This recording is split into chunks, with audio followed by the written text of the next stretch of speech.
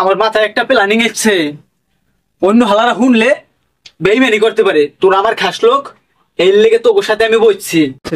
বিশু ভাই এই চুপ চুপ চুপ, তোরা স্লোগান দে। টপ বিশু সন্ত্রাস জিন্দাবাদ জিন্দাবাদ। বিশু ভাই জিন্দাবাদ জিন্দাবাদ জিন্দাবাদ বিশু ভাই জিন্দাবাদ জিন্দাবাদ। এই বান্দির পুতিরা, আমি জিন্দা থাকলে তোরাও জিন্দা থাকবি। আর নয় তো গো, জনগণ আর পাবলিক এবং পুলিশ আর মিলিটারি মিল গে কাঁচা মরিচ আর ঝিঙ্গা মরিচ একসাথে বাট গিয়া হোগাই দিয়ে দাঁড়া করাই রাখবে। তুমিও এই চুপ, আমি কেডা? আমি রাজমিস্ত্রি, কি ভাবছোস? Do not.